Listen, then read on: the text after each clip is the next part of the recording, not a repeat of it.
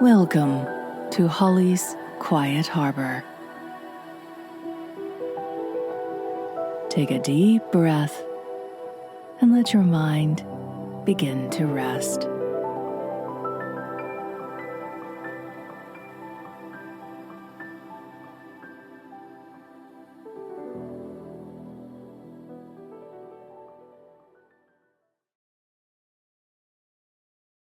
The Man on the Train by L.M. Montgomery. When the telegram came from William George, Grandma Sheldon was all alone with Cyrus and Louise. And Cyrus and Louise, aged respectively 12 and 11, were not very much good, Grandma thought, when it came to advising what was to be done. Grandma was all in a flutter, dear oh dear, as she said.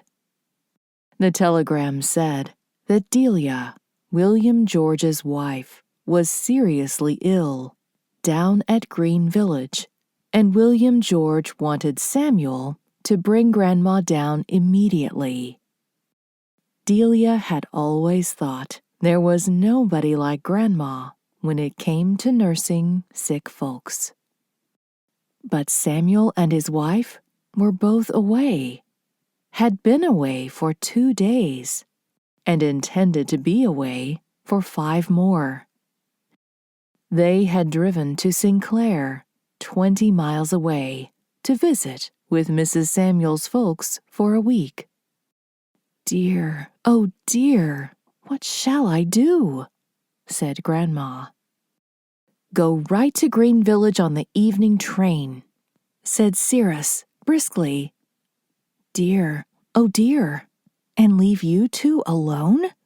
Cried Grandma.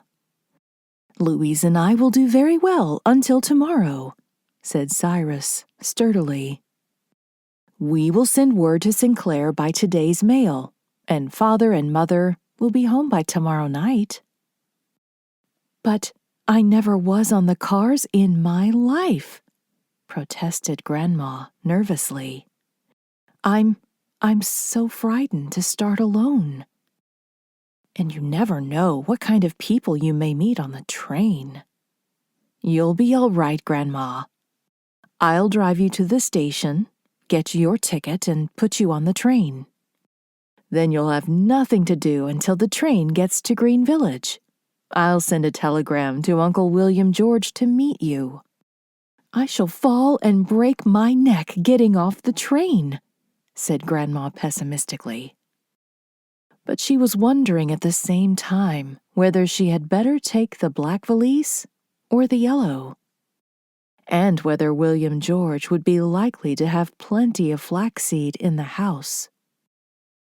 It was 6 miles to the station, and Cyrus drove Grandma over in time to catch a train that reached Green Village at 9 o'clock. Dear, oh dear, said Grandma. What if William George's folks ain't there to meet me?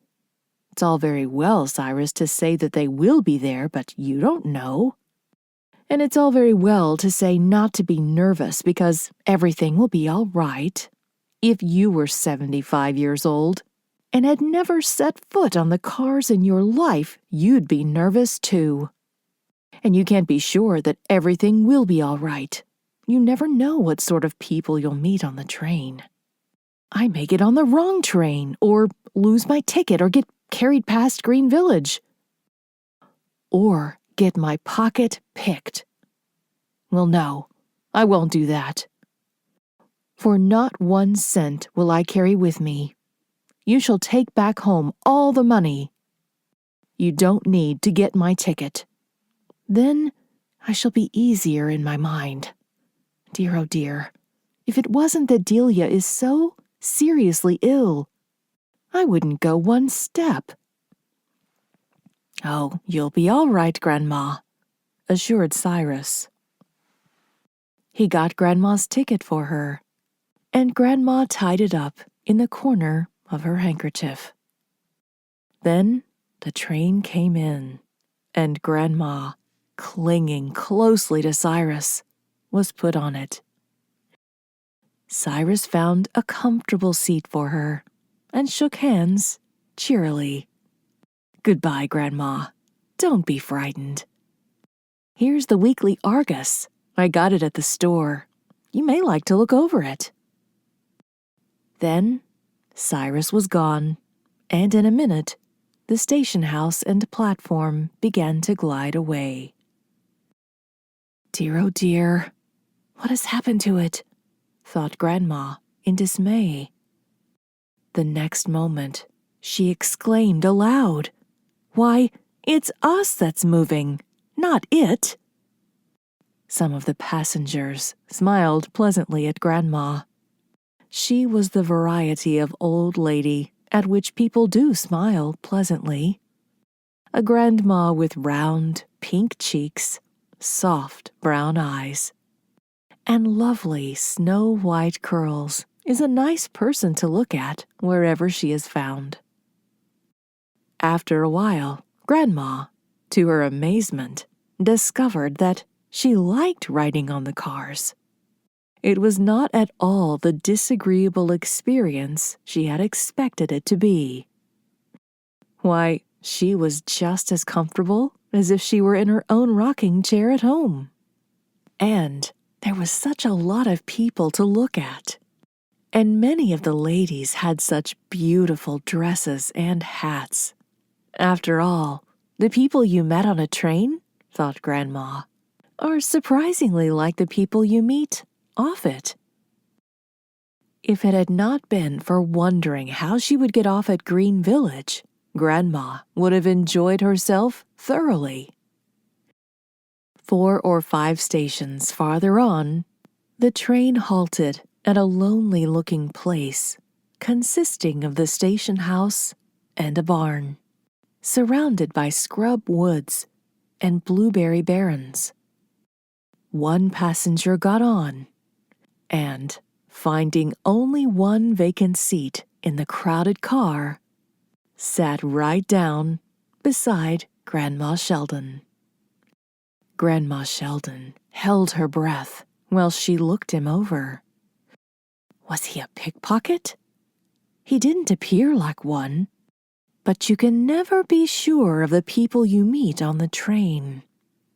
Grandma remembered with a sigh of thankfulness that she had no money. Besides, he seemed really very respectable and harmless. He was quietly dressed in a suit of dark blue serge with a black overcoat. He wore his hat well down on his forehead and was clean-shaven. His hair was very black, but his eyes were blue. Nice eyes, Grandma thought.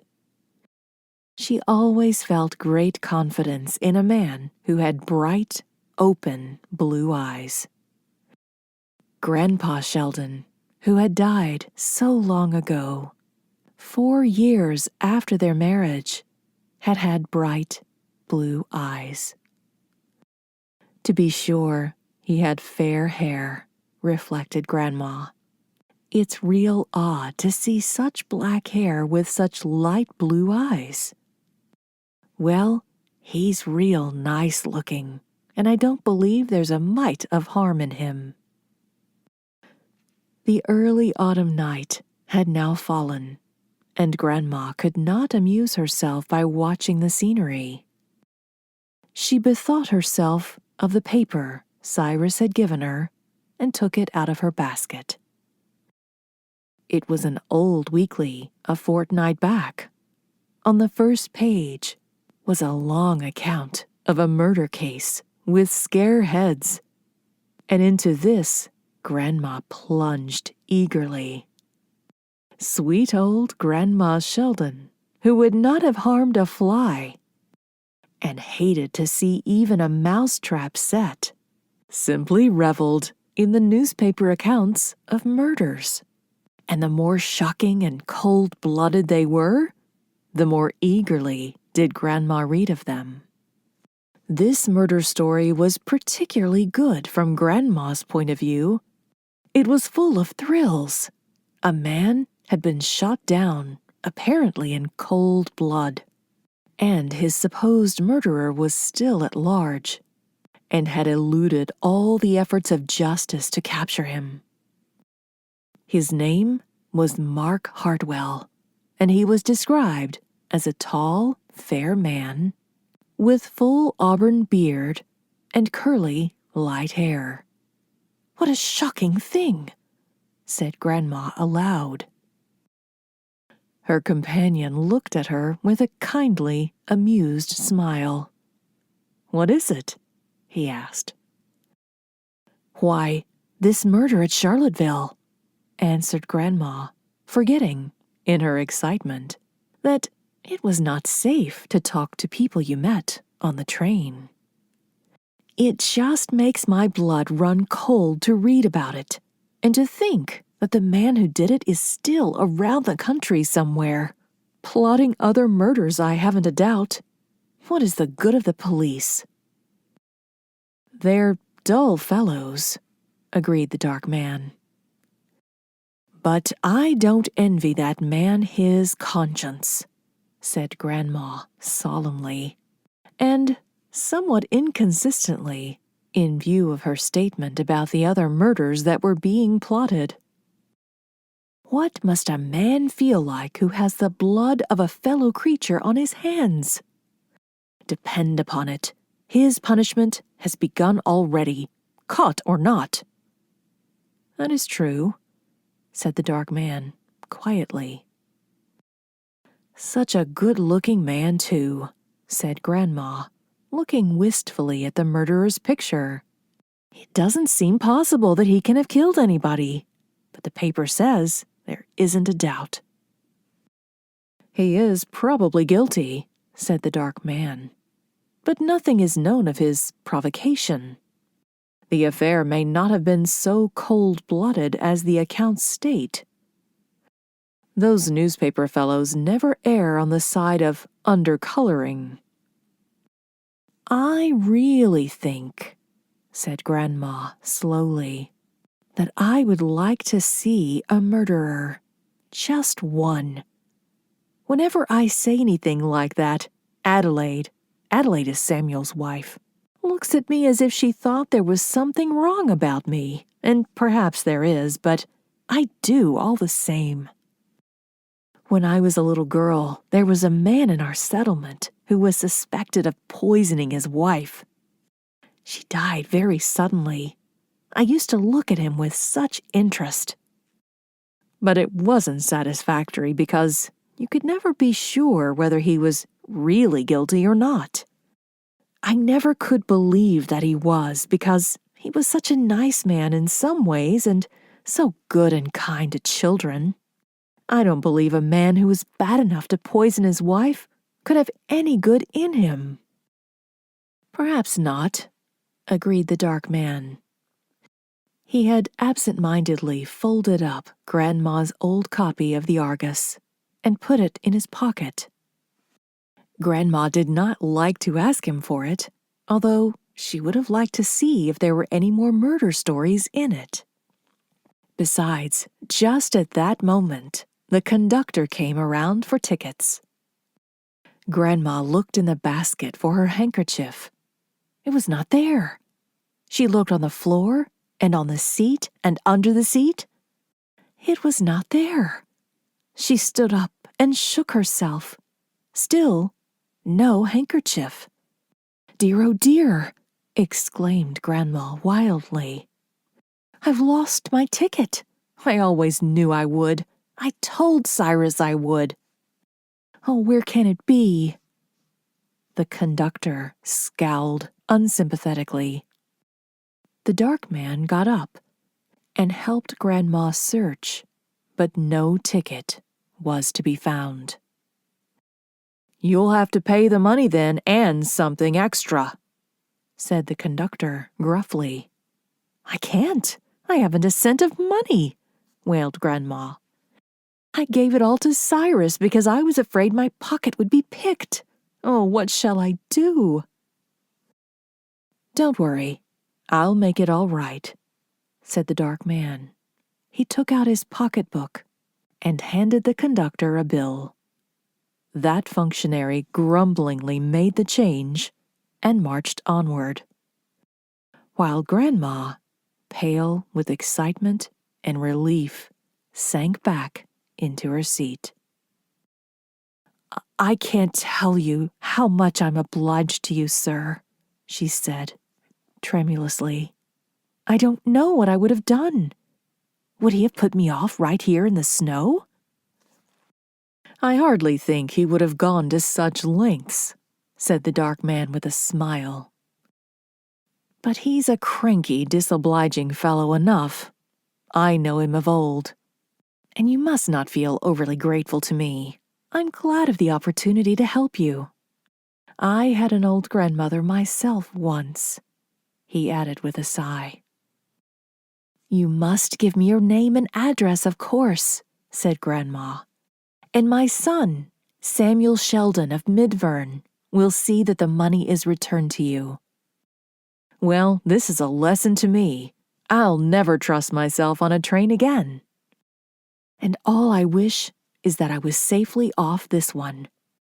This fuss has worked my nerves all up again." "Don't worry, Grandma. I'll see you safely off the train when we get to Green Village." "Will you, though? Will you now?" said Grandma eagerly. "I'll be real easy in my mind then," she added with a returning smile. "I feel as if I could trust you for anything, and I'm a real suspicious person, too." They had a long talk after that, or rather, Grandma talked, and the dark man listened and smiled. She told him all about William George and Delia, and their baby, and about Samuel and Adelaide and Cyrus and Louise, and the 3 cats and the parrot. He seemed to enjoy her accounts of them, too. When they reached Green Village Station, he gathered up Grandma's parcels and helped her, tenderly, off the train. "Anybody here to meet Mrs. Sheldon?" he asked of the station master. The latter shook his head. "Don't think so. Haven't seen anybody here to meet anybody tonight." "Dear, oh dear," said poor Grandma. "This is just what I expected. They've never got Cyrus's telegram. Well, I might have known it. What shall I do?" "How far is it to your son's?" asked the dark man. "Only a half-mile, just over the hill there. But I'll never get there alone on this dark night." "Of course not, but I'll go with you. The road is good. We'll do finely." "But that train won't wait for you," gasped Grandma, half in protest. "It doesn't matter. The Starmont freight passes here in half an hour, and I'll go on her. Come along, Grandma." "Oh, but you're good," said Grandma. "Some woman is proud to have you for a son." The man did not answer. He had not answered any of the personal remarks Grandma had made to him in her conversation. They were not long in reaching William George Sheldon's house, for the village road was good, and Grandma was smart on her feet. She was welcomed with eagerness and surprise. "To think that there was no one to meet you!" exclaimed William George. "But I never dreamed of your coming by train, knowing how you were set against it. Telegram? No, I got no telegram. S'pose Cyrus forgot to send it. I'm most heartily obliged to you, sir, for looking after my mother so kindly." "It was a pleasure," said the dark man courteously. He had taken off his hat, and they saw a curious scar, shaped like a large red butterfly, high up on his forehead, under his hair. "I am delighted to have been of any assistance to her." He would not wait for supper. The next train would be in, and he must not miss it. "There are people looking for me," he said with a curious smile. They'll be much disappointed if they do not find me." He had gone, and the whistle of the Starmont freight had blown before Grandma remembered that he had not given her his name and address. "Dear, oh dear! How are we ever going to send that money to him?" she exclaimed. "And he was so nice and good-hearted." Grandma worried over this for a week in the intervals of looking after Delia. One day, William George came in with a large city daily in his hands. He looked curiously at Grandma and then showed her the front page picture of a man, clean-shaven, with an oddly shaped scar high up on his forehead. "Did you ever see that man, Mother?" he asked. "Of course I did," said Grandma excitedly. "Why, it's the man I met on the train. Who is he? What is his name? Now we'll know where to send." "That is Mark Hartwell, who shot Amos Gray at Charlottesville 3 weeks ago," said William George quietly. Grandma looked at him blankly for a moment. "It couldn't be. It couldn't be," she gasped at last. "That man a murderer? I'll never believe it." "It's true enough, Mother. The whole story is here. He had shaved his beard and dyed his hair, and came near getting clear out of the country. They were on his trail the day he came down in the train with you, and lost it because of his getting off to bring you here.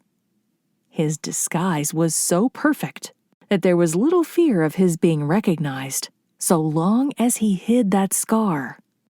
But it was seen in Montreal, and he was run to earth there. He has made a full confession." "I don't care," cried Grandma valiantly. "I'll never believe he was all bad. A man who would do what he did for a poor old woman like me, when he was flying for his life, too. No, there was good in him even if he did kill that man. And I'm sure he must feel terrible over it."